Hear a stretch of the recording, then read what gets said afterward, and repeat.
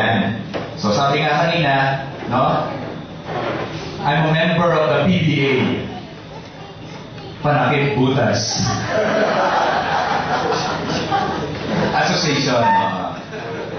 So ganito naman dito sa BCBP. No? So, kahapon lang ako hindi naman, isang araw ako tinawagan to be the replacement. Ba't nandyan kayo? Hindi ko lang. Ganyan. So, dapat pala nakaganito ako.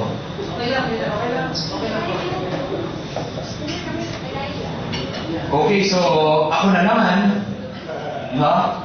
So, okay, magsasawa. Okay, so first of all, I would like to congratulate everybody, no? Tapos na yung ating Module 1, di ba?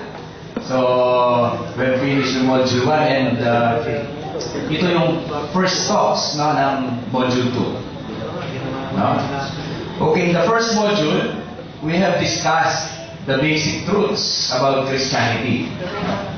Ang mga mahalaga at pangunahing katotohanan tungkol sa Kristyanismo. So the focus of this module is to capture nominal Christians' interest by helping them understand the basic Christian message. No? Basic Christian message. So that's the first module. Bakit naman basic? So the first basic truth about Christianity is Jesus Christ. Diba? So in talk number 1, no? Who is Jesus Christ? Presented by our Brother Ruel Sayel. No? So Jesus became like man and appeared in human likeness. And He revealed Himself as the great provider. Ang dakilang tagapagtustos. So one of His greatest promise is found in Luke chapter 11 verse 9. No? Ask and you shall receive.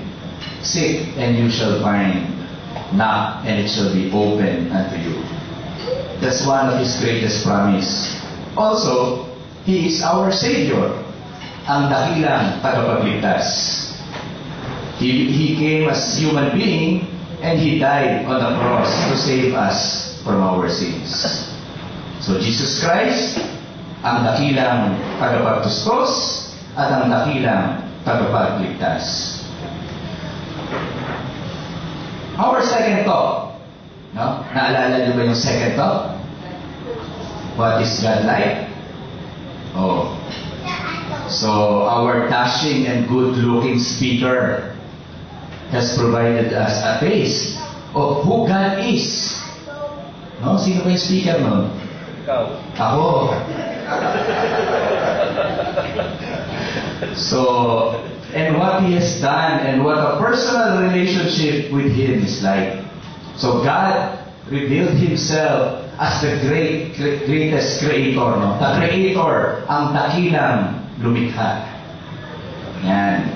If you will recall in the Nicene Creed, no?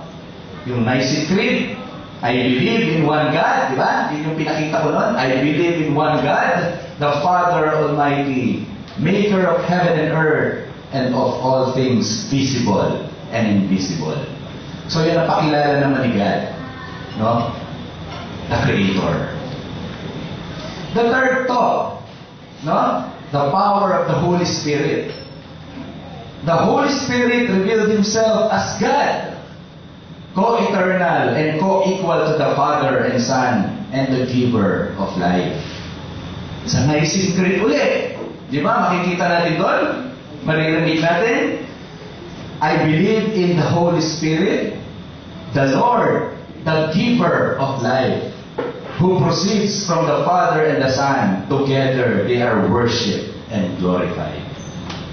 So yan ang pakilala ng Holy Spirit. He is the God and the giver of life. So one example that proves the Holy Spirit is the giver of life is through the conception of the Blessed Virgin Mary. We are confirming this in the Angelus. No? Nag-Angelus pa kayo?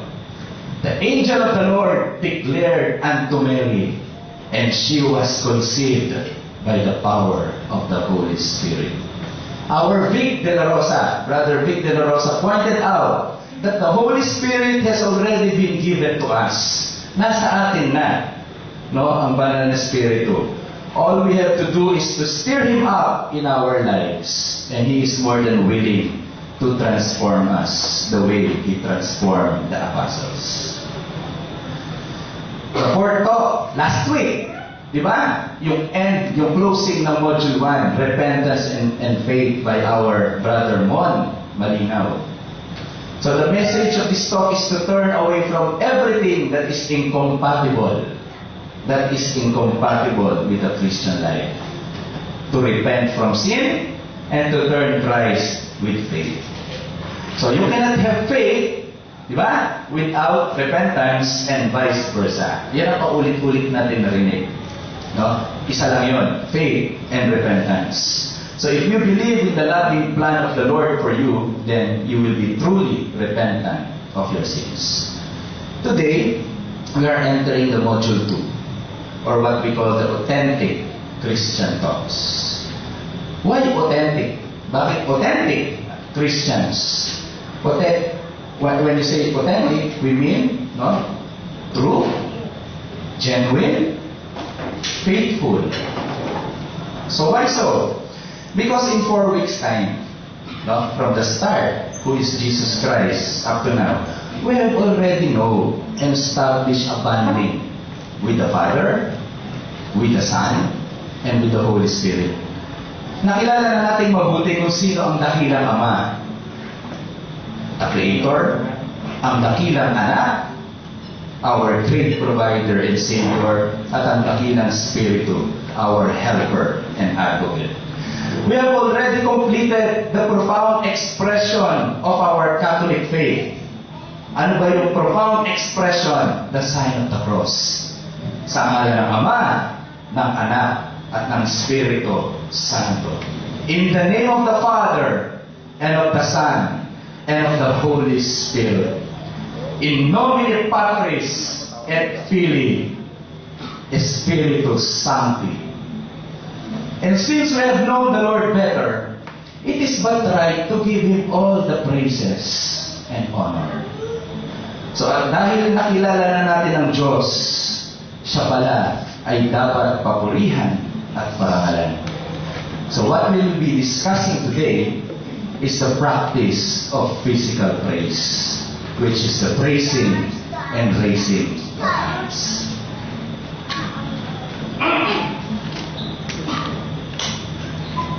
So when we praise, what do you mean by praise? When you look at the meaning of praise in the dictionary, no, it says that it is an expression of approval and admiration. Yeah. Expression of approval and admiration. The offering of words of homage as an act of worship. Isang pagpapahayag ng pagsang-ayon at paghangan. To praise is to express that we think someone is good or that they have done something good. No? To praise is to express that we think someone is good or that they have done something good. Siyempre, hindi ka naman mag-praise kung wala kang nakitang maganda, no? Doon sa ginawa ng taong pinapraise mo. When someone says, our resource speaker for today is intelligent, knowledgeable, and good-looking, it was an expression of commendation and offering words of homage. In other words, it was an expression of praise. Alam ko naman, nagsasang-ayon kayo. Di ba? Hindi nyo lang masabi. Because you're parang starstruck. Yan. Yun yung praise. No? Do you think praising is very human? Pag nag-praise ka, di ba, corny naman. Hindi, huwag na. Alam na niya yun. No? Masasabihin, alam niya, yan, yung mga tingin niyo sa akin na ganyan. Yung parang, yun nga, starstruck kayo. Hindi pwedeng ganon. No? Kailangan may magsasabi sa akin mamaya, good looking nga kayo. O, di ba? So definitely yes. No? It is normal for human beings to praise. No? Normal na normal. No? So anything we enjoy, we praise. Diba? Anything we enjoy, we praise. So you enjoy your brand new Porsche. No? Galing, ang bilis. No? Pag sumakay ako, guwapong-guwapo ang dating ko. Guwapo na ako. No? Para talagang nagiging guwapo pa. No? So, and you know what's good about Porsche? It's the best way to improve your looks. Ano naman yung what not good about Porsche? It's an expensive way to improve your looks. Yun naman hindi maganda. Di ba? Magkano ba Porsche? 5 milyon? 6? 6 million. O yan. So ako naman, sa hindi naman sa hindi ko na kailangan ng Porsche. Hindi ko na kailangan. So, ano ba? You enjoy your new cellphone. Di ba? Kare-release lang ng iPhone 6. No? So, ano ba, no? Enjoy. No? So, galing yung iPhone 6. No? Kahit malaking gano'n, no? Nasa mo, nakatawag-tawag ka ng gano'n. Dati, hiya ka. No? Pag malaki yung cellphone mo. No? Ngayon, habang ka na, no? So, we praise what we admire. No? We praise what we admire. So, I love LeBron James. Yan, di ba? Pinapanood natin si LeBron James. Galing. He's a great basketball player. So, ako, my favorite movie, hanggang ngayon, Lord of the Rings. Yan. So, gusto kong pinakahit. Kahit paulit-ulit. No? Pero hindi ko malaman kung sa 1 ba yun, sa 2, sa 3. Basta gusto ko lang yung nag-aaway-aaway sila ron, di ba? Yung mga gusto ko. Pero pag saan kaya? Sa 1? Sa 2? O sa 3? Hindi ko alam. No? You praise the sceneries. No? The actors. And the director. No? And ito, no? In January, darating si Pope Francis. No? So pinag-uusapan naman natin sa labas, siguro naman holiday yun. Magdi-declare ng holiday. No? Si Pinoy. Kasi darating yata siya Friday, no? O, kahit lang naman Friday, i-holiday niya. Diba? Kasi kung hindi, no? Malapit ang office ko sa Villamor. Air Base. Doon pala siya bababa. No? Katakot-takot na traffic. No? Aabutin ko. So, yun, we praise what we admire. What we praise ourselves, we implicitly recommend. Diba? Pag mayroon kang gusto, sasabihin mo sa kaibigan mo, diba? Uy, ganito, gamitin mo ito. No? So, have you eaten at Cafe Mary Grace? Yan, diba? Ang sarap nung grilled ensaymada with matching chocolate. So, try it. Pumunta kayo sa Mary Grace mamayang hapon at umorder kayo ng grilled ensaymada at chocolate. Milky Way na lang. Milky Way. Mamaya, sasabihin ko, ikaw naman inuunahan mo eh. So, there's one in SM South Mall sa ATC. Yung Cafe Mary Grace. And Milky Way restaurant. Yan. I recommend Milky Way. No? Just outside Philam Village. Try their sizzling bangus. Yan. Sisig tuna and tawad baboy with San Nicolay on the side. Sarap, no? Para talagang wow, papaalis na stress. No? So all-time favorite. No? So I personally recommend those food outlets. No? So we praise ourselves, we recommend. Okay? So you have praised everything. No? Pinuri mo na lahat. Mercedes-Benz, Porsche, yung bagong iPhone 6 mo, no? Si LeBron James, si Sarah Geronimo, no? Yung isa dito, gusto niya si Sarah Geronimo. Hindi ko na sasabihin kung sino. Yan, so gusto niya si Sarah. Lahat pinuri mo na, no? Lord of the Rings, si Pope Francis, Milky Way, Cafe, Mary Grace, Cafe. Foremost, we are continually praising ourselves. No? Ang galing-galing ko. Galing ko talaga. Na-close ko yung deal. Dahil ako.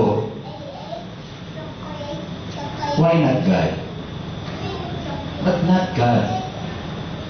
God is always left behind. Buti pa mga yun, no? Nakatanggap ng papuri, pero hindi si God. Kawawa naman si God. I hope God hears simple praises from all of us. No? Such as, God, you're so great and wonderful. No? Jesus, you're so awesome. No? I love you, Lord. You're down to earth, Lord.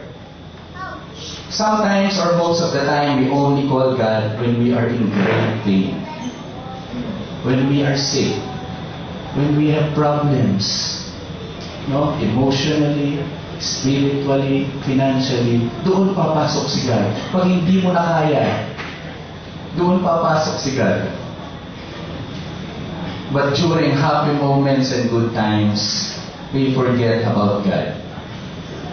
So make it a point whenever you experience wins in your life, always praise and thank God for it. Di ba, sinabi ko sa inyo noon, yung nag-talk ako ng what is God like? No? When you experience wins, no? Si God agad. No? Praise the Lord. Dapat ganun. No? Thank God for the ability. No? Hindi ikaw yun eh. No? Si God. So, thank God first. So why should we praise God? No? The why, the who, the how, the when, and where. Why should we praise God? Who should praise God? How are we going to praise God? Where we praise God? And when should we praise God? So first, why? Bakit? Bakit ba? Because God, no? He is our God and our Creator. Sabi nga natin kanina, siya ang dakilang lumikha. No? Si God ang gumawa sa iyo. Si God ang dahilan kung bakit ka nandito sa mundo. No? So sabi sa Psalms 24, ang lupa ay sa Panginoon at ang buong naririto at sanlibutan. The Lord owns all the flocks, no, the herds, the cattle, everything belongs to God. He is superior to anyone. Ang Diyos ay higit na mahusay kanino man. He is perfect in everything. No? Walang kapintasan, walang mali, tama lahat ang sinasabi. No one can compare with His goodness, patience, and mercy. No? Walang sino man ay maaaring ihambing sa kanyang pasensya, kabutihan at awa. So I mentioned earlier that to praise is to express, no, that we think someone is good or they have done something good. So God is always good and He has done so many good things in your life. So we must praise Him. Who should praise the Lord? Sabi sa Psalms, let everything that has breath praise the Lord. Purihin ng bawat bagay na may hininga ang Panginoon. No exemption. No? Hindi lang tayo, hindi lang BCBP, hindi lang mga ibang communities. Sinabi lahat ng mga merong hininga should praise the Lord. The Bible also records, no? In Psalms. Kaya pag you read the Psalms, no? Nandun lahat eh. No? So sabi doon, all nature praise God. The sun, the moon, the stars praise Him. The angels praise Him. Kings, princess, and all leaders of earth praise God. So how do we praise the Lord? Now that we know how important it is to praise God, let's begin to explore some of the ways God wants us to praise Him according to the Bible. So sabi sa Bible, no, sa Psalms ulit, praise Him with the drums and dance. Praise Him with string instruments. No, yan yung guitar and flutes. So kaya nga tayo, di ba? Merong music ministry. No? Meron tayo drums. And then I will praise you, O Lord, with my whole heart. And I will tell of all your marvelous works. So it means that we can't just praise God in our heart or mind. Because praise must be heard or seen to really be praised. No? Kaya sabi ko kanina sa inyo, huwag lang kuha sa tingin. No? Kailangan sinasabi. No? Brother, ang galing mo. No? Hindi kanina, ang ganda ng prayer mo. Hindi yung hindi mo alam kung ninilaan ka dahil meron ka tumi dito sa ano, no? It's impossible to praise in silence. No? Paano mo papapakita yun na silent ka? So you cannot wear a poker face when praising someone.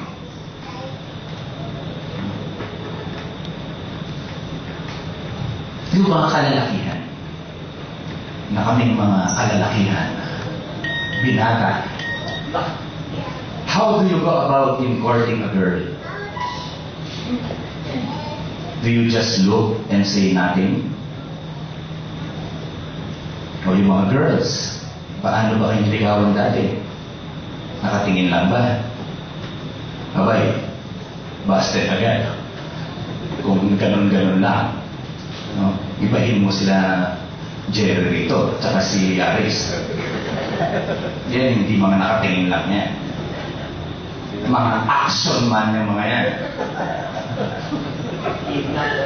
So in my experience, courting a girl needs a lot of patience. No? You should make her feel special.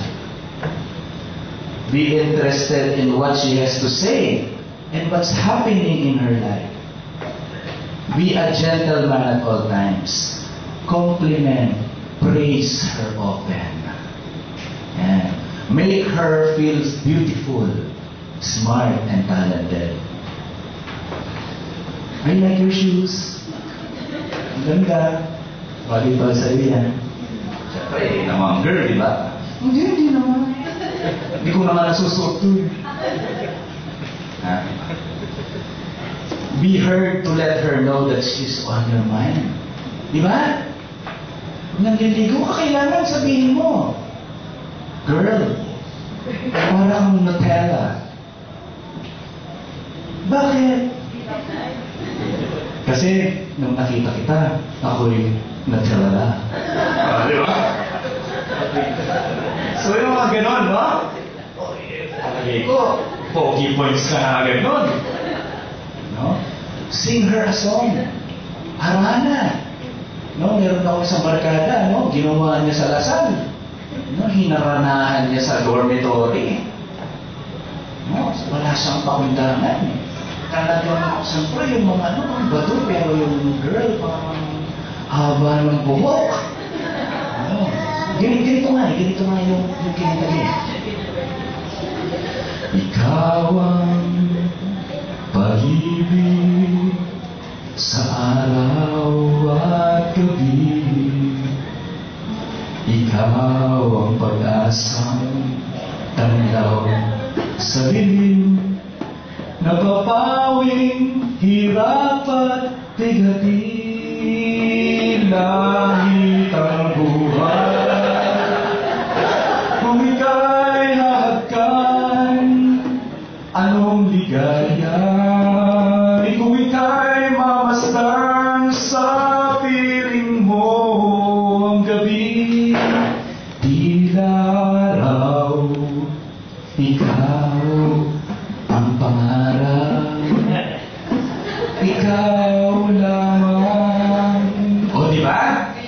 Ganun yung kinanta.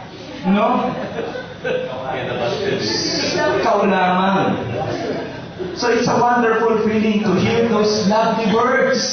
No? Pag narinig mo lang, kinantahan ka, no? Parang ang haba ng hair. So the Lord wants to hear the same from you.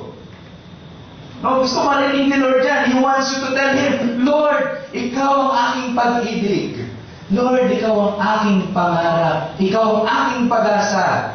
Anong ligaya kung ika'y hahagkan? Lord, Ikaw lamang. Di ba? So gusto ni Lord, vocally, sabihin mo, lang mo.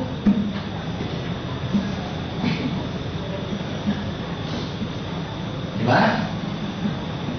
So kailangan action man, So where do I begin? No? You may ask, how do I start praising God? Hindi naman ako sanay. No? So if praising God is new to you, try praising God for who He is to you personally. Siguro naman, no? Sa paglalakbay mo sa buhay na ito, marami ka na naranasan, marami ka na na-experience. No? Siguro, pag may nagkasakit yung nanay mo, no? O ikaw mismo, no? Na pinagaling ka. So, pwede mo sabihin, Lord, you're the great healer. You're the great doctor. No? So, did God heal you from an illness? Yun. Did God answer a very special request? Then you may say, Lord, you are the great provider. So did God heal the relationship with your spouse, children, relatives, friends? Then you can vocally say, Lord, you are the King of peace. No? Kung hindi mo alam kung sasabihin mo, ano yung ginawa niya sa buhay mo? Ano lang, paulit-ulit. No, Lord, you're the great healer. You're the great healer. Galing mo talaga, Lord. Alam na niya yun. So where do we praise the Lord? Praise God can be offered anywhere. No? Saan man, kahit saan, kahit kailan. Kahit nasa CR ka, kahit kumakain ka, kahit nasa office ka, no? Bago ka may meeting, no? Praise the Lord. Sabihin mo, Lord, bless me itong kausap ko ngayon. No? Kayo na bahala. So then I will give you thanks in the great assembly. O sabi sa Psalms, di ba? Then I give you thanks. I will praise you before a large crowd. Oh. So, huwag mo ikakahiya si Lord. Sino ba sa inyong nahihiya na mag-sign of the cross? Na maraming tao dyan. Di ba? Minsan nahihiya ko. Di ba? Tapos yung mabilis na. Kami gano'n? Kaya, ito na lang. Kakain ka, kasama office mate mo. Sino ba sa inyo yung nagdadasal bago kumain at nakakakita na lahat na magagano'n ka doon?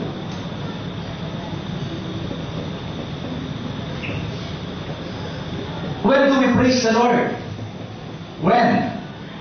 So sabi dito sa Psalms, I will bless the Lord at all times. All times.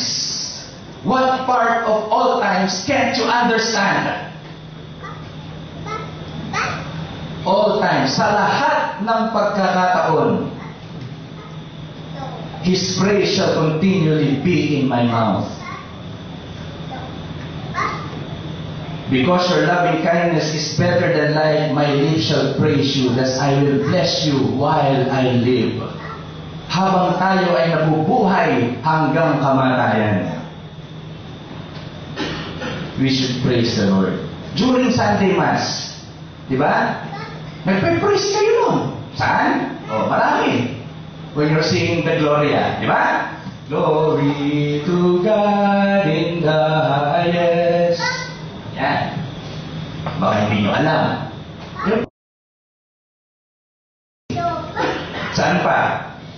Holy Lord is your name from the heavens above. Blessed be the Lord's name. You're praising, no? So yun, no? How about praising God through difficult times? Yan.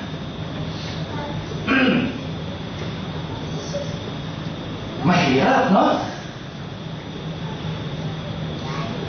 The Lord tested my faith and patience when my mother was hospitalized in June of 2008 at the medical city.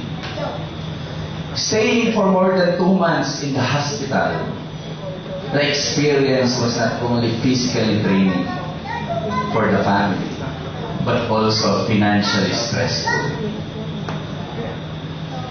2 months ka sa hospital. No? Baka nga nabili ko na nga yung isang poste ng sa medical city. Every time the attending physician issues a discharge clearance, di ba bago ka makalabas, no, may discharge clearance ka, another finding will occur. No, meron na naman. So this happened for at least 3 times. And it was very exhausting. Akala namin, okay na si ma'am, pero kapag meron ng discharge slip, meron na naman lilitaw na findings. At yung mga findings, no, hindi biro-biro. So I told the Lord that whatever happens to my mom, I will not question Him. Instead, I will continue praising, glorifying, and trusting in Him. So every day, no? Parang normal. Just praise the Lord. He was testing my faith and patience, and I'm sure I have passed the test. Let me quote from Isaiah chapter 55, verse 8 to 9. For my thoughts are not your thoughts. My ways are not your ways. Yung pag-iisip mo, hindi ko pag-iisip. At yung mga gagawin ko, hindi mo kayang gawin. This scriptural passage clearly illustrates that the Lord has planned for each and every one of us. Many times much more different from what we have planned. Therefore, never question God. Never. God knows what is best for each and every one. But eventually, my mom joined her Creator after 2 months of hospitalization. Doon na rin siya namatay sa medical city. But it didn't stop me from praising and glorifying the Lord. So I encourage you not only to praise God for the good He's done, but also for the difficult times He's allowing you to go through as well.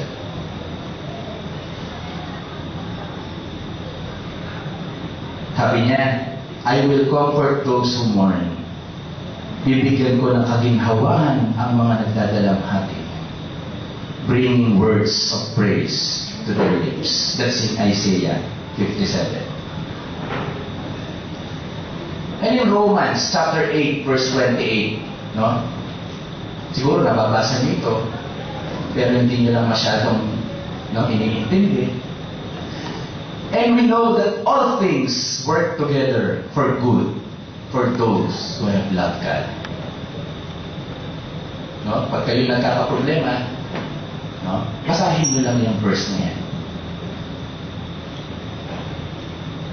Notice the Bible verse declares all things work together for good to them that love God. No? Notice, all things. It doesn't say some things will work out or that it will work out for everyone except you. Walang sinasabing ganyan. It says all things work together for your good. lahat ng mga nangyayari, no, it will work for your good. So your situation now may not be good, but it will work out for your good.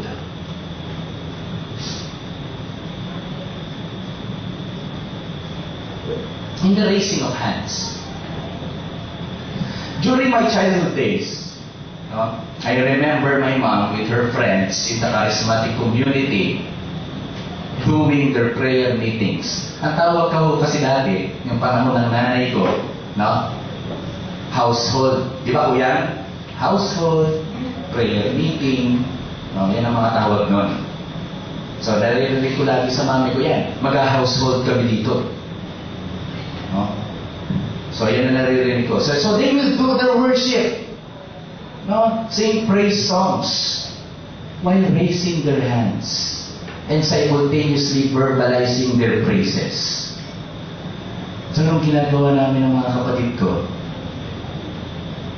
we will make fun of them. Kasi, di ba? Sila,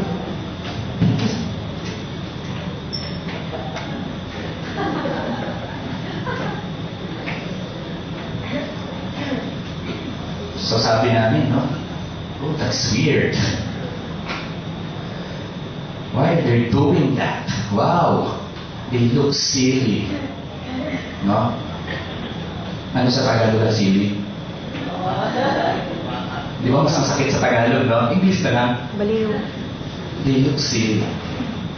So when I joined the BCDP in 2001, I too raised my hands. Yes, I look silly and weird for the Lord. If someone were to ask me why raise hand with matching dancing? So I would say, it brings me to a deeper level with my God. And I feel closer to Him when I raise my hands. Whichever situation you may find yourself in, it is important to know the benefit or reason as to why this act is a part of worship. So there are several reasons why we raise hands. So first, we raise hands as a sign of greeting.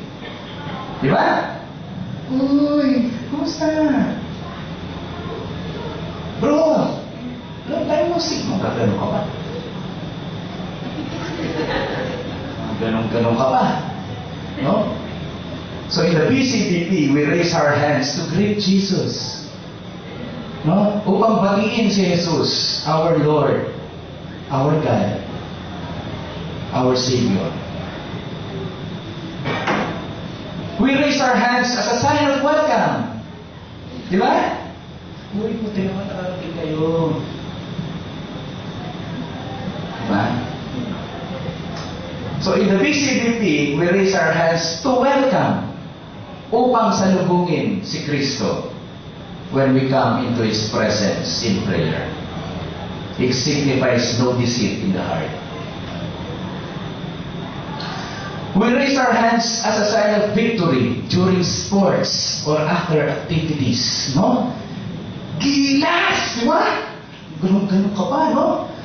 Ginebra! Di ba? Ginebra! Favorite ko kasi Ginebra eh. Pero ewan ko mo, ba't natalo sila sa NLEX? No? So, yung umpisa pa lang ng PBA, tinignan ko na yung mga schedule ng Ginebra. Wala. Yung mga unang kalaban nila, chicken. Tapos pag hindi ako nanood nung NLEX, no? Ang lahat pa pala, no? Parang tinabakan pa. No? So, hindi ko alam kung ano. So, tuwing nananalo yung Ginebra, no? Pag ganun ako, walang makakadistorbo sa akin. So in the BCDP, we raise our hands as a sign of victory. No? Because we are victorious with God. Jesus has been victorious over sin and death. Lifting your hands to Him can be a sign of celebrating that He's accomplished. We raise our hands when identifying with someone or with a cause. O, di ba? Lahat naman yata kayo, pinanganak na ng 1980, di ba? Pag sinabi mong gano'n, pag sinabi mong ganyan, di ba? Pag sinabi mong gano'n, Julie na yun, tsaka Marvin na kasi. Di ba? So in the BCDP, we raise our hands to be identified with the cause of Jesus. No? Proudly identifying ourselves with the man on the cross. We raise our hands as a sign of surrender. Surrender. So what does a criminal usually do right before he is arrested? No? Anong ginagawa ka? Di ba ganon?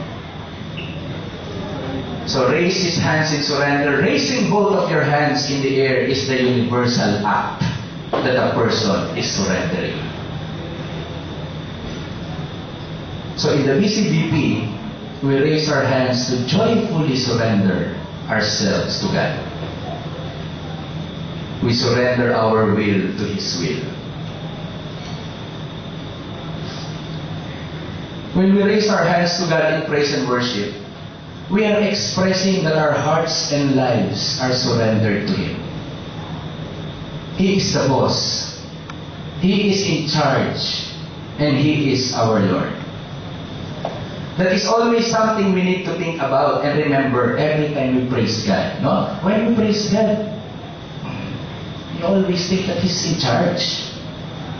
No? Don't rely on yourselves. No? Rely on God. Di ba sabi ko sa inyo nung rin, yung talk ko nung What's God Like? No? Lahat ng problema nyo, isama nyo si Lord. No? Sabihin nyo lahat kay Lord, huwag yung sinasarili mo.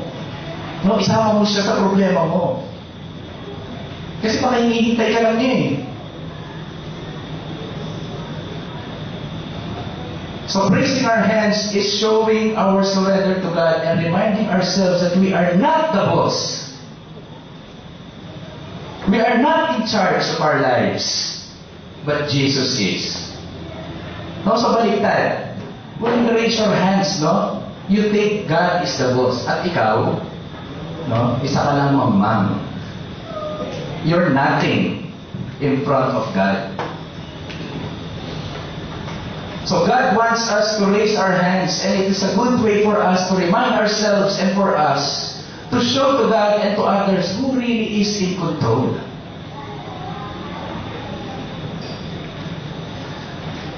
So why do we raise our hands? Lifting the hands is a symbol. No? Is a symbol of openness, humility, trust, dependence. No? Napanood niyo ba yung pelikulang Maging Sino Ka Man? Ni Robin Padilla at ni Sharon Cuneta. Di ba merong scene doon? Wala na, taas na kamay ko sa'yo. Di ba? Uy, Steve, sana panood mo rin yun, ha? Oo. Di ba, sabi niya, gano'n, taas na ano ko, ha? So what does a toddler do when he wants to be held and cuddled by his parents? No? Di ba, raise his hands in desperation? Ganun yung bata. So God is a good dad. He wants to take care of you. He tells you who you are and knows everything about where you've been and where you're headed. So raising your hands to Him like a child, waiting to be picked up, shows your dependence on Him. This also signifies expectancy. So, expectancy, no? Diba? When you do like this, diba? Parang you're expecting God. Diba? Doon sa Lord's Prayer, diba? Nakatanong tayo, give us each day our daily bread.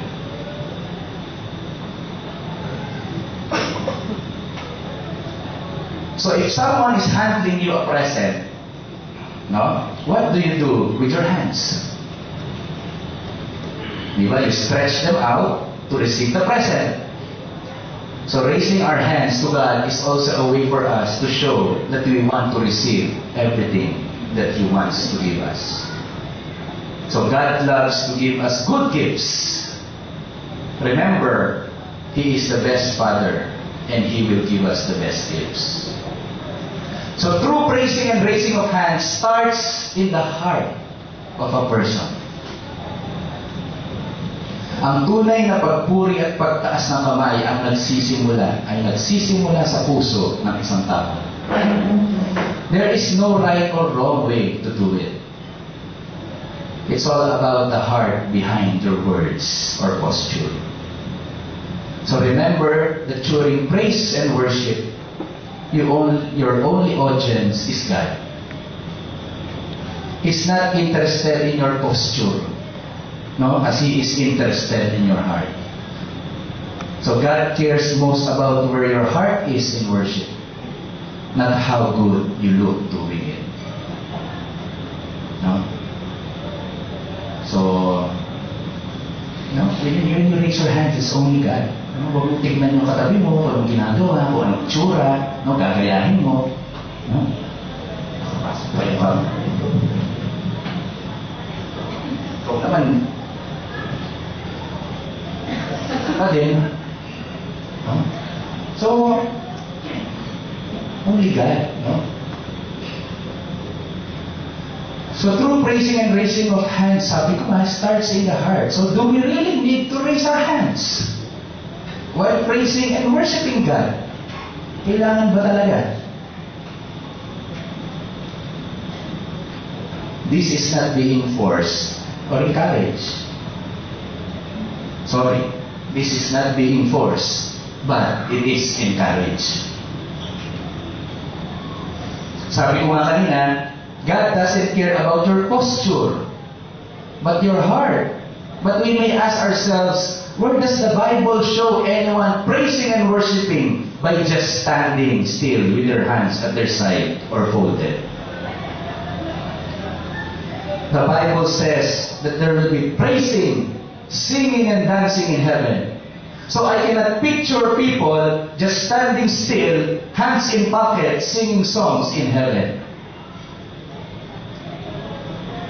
I picture all kinds of joyful singing and dancing with musical instruments. So, pag nabasa niyo si King David, sa Bible, on how he worshipped the Lord, they were energetically celebrating before God, singing, shouting, jumping, and dancing with various instruments. And it will only be deep and meaningful when the heart is adequately prepared. What does this mean? It means that your heart should be a garden of praise, free of anger and sinfulness. Kaya nga kung mapapansin niyo itong journey sa PCLP, kinilala niyo muna kung sino yung Ama, Anak, at ang Espiritu Santo. Tapos diba kinuha niyo yung repentance and faith so that you can be repentant of your sins. Kasi you cannot really praise God kung meron ka pang tinatago sa iyong puso. So in Timothy chapter 2 verse 8, I want men everywhere to lift up holy hands in prayer without anger or disputing. Mas maganda, wala kang aaway. Diba? Ganun ka, tapos kaaway mo pala yung brother mo. Diba? O sister mo. In Isaiah chapter 1, sabi rin, when you raise your hands in prayer, I look the other way. When you offer your many praises, I will not listen. Because your hands are covered with blood. Wash, cleanse yourselves, remove your sinful deeds from my sight. Stop sinning.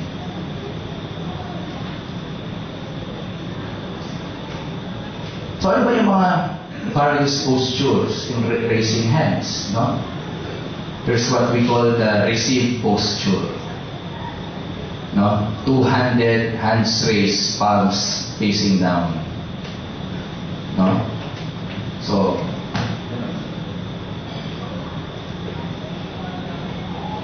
parang sinasabi mo, no, God, please respond to me, touch me, give me, no? Speak to me right now, fill me now, Lord. So that's one posture. So another posture is the surrender, no, standing awe, no, two-handed, hands raised, palms facing outward. No, ito yung usual.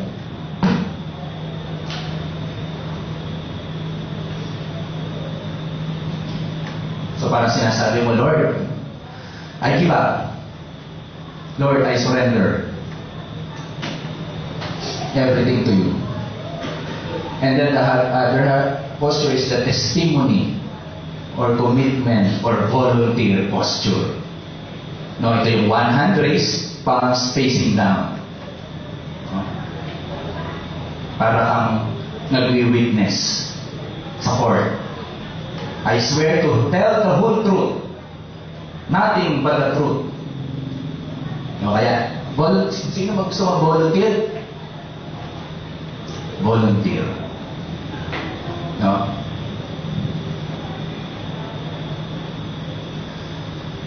Okay.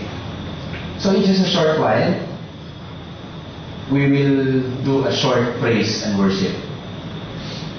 No, so we will be singing 3 songs. Okay? First, we will sing the Lord's Prayer, followed by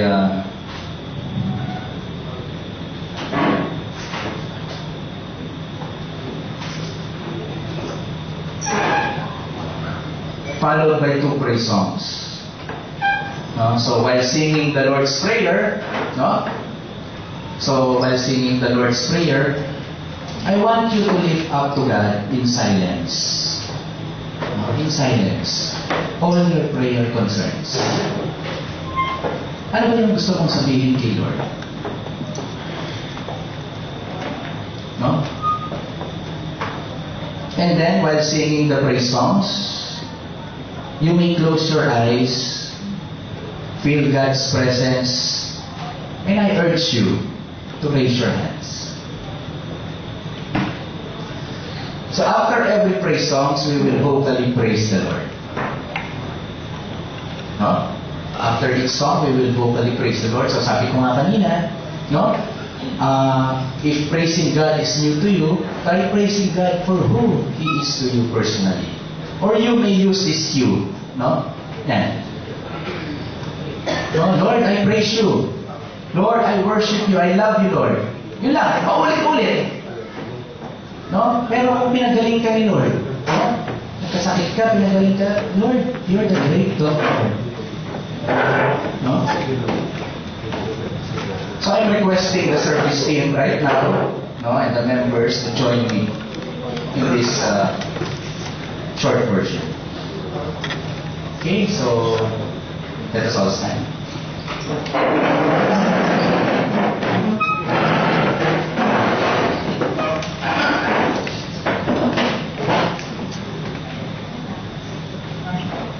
So let us remember that we are still in the holy presence of God.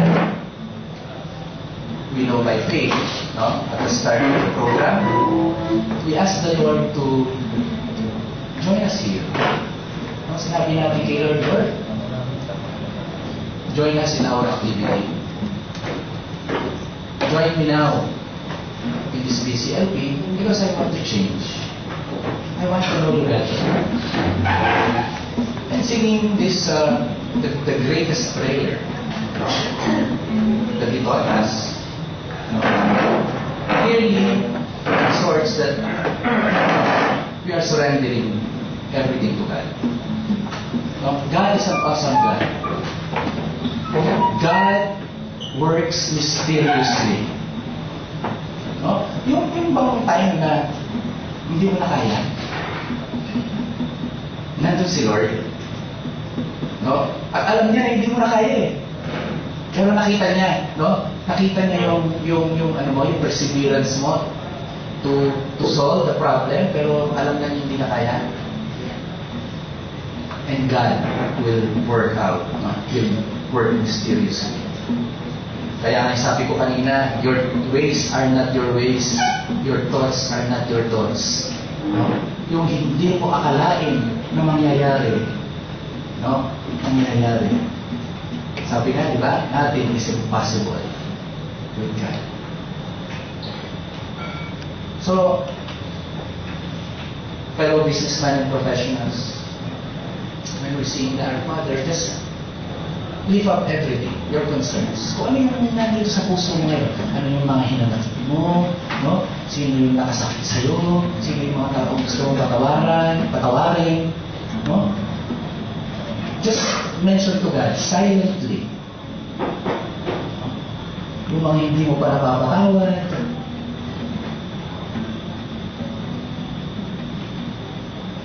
Okay.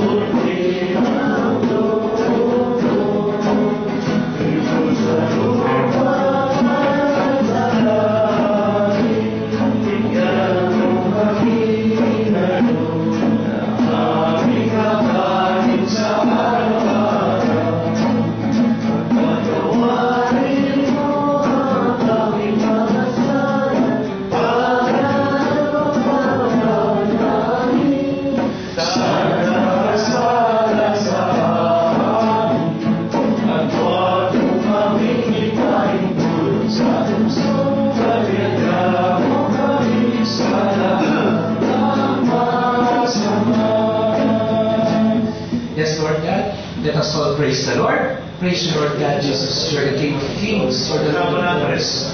You're the great Savior, Lord. You're the great healer, the great doctor. I love you, Lord.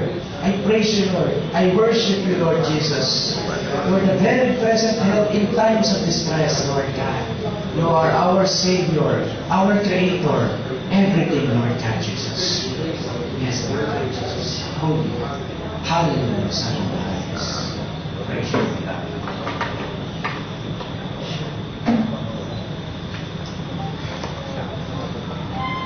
Right now, brothers and sisters, really focus on the Lord, close your eyes, focus on the Lord, feel the God's presence. The Lord is here this morning. Tell Him everything. God is listening. Nothing is impossible with God. Let us continue our songs. How lovely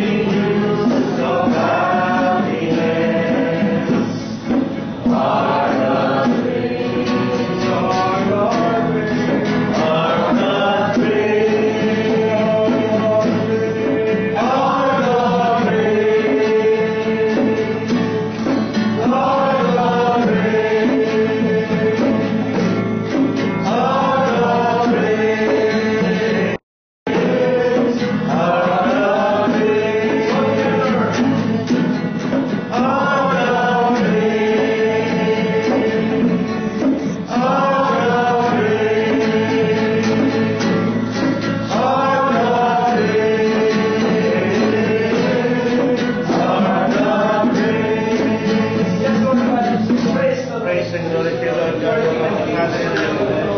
Blessed be the most holy name, Lord Jesus Christ, our Savior, our Redeemer. Holy, holy, holy Lord God Almighty, praise and glory to you.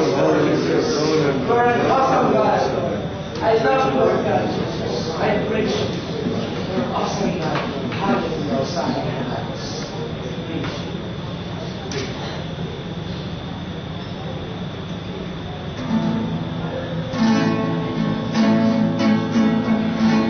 My Jesus, my Savior, Lord, is none like you. All my days I will praise the wonders of your mighty love.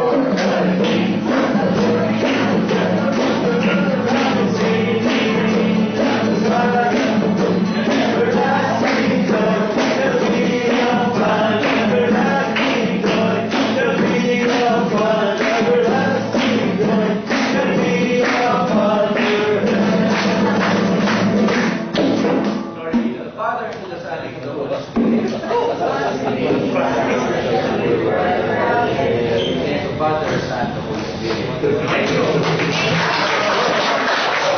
Brother Jack, can you please all sit down?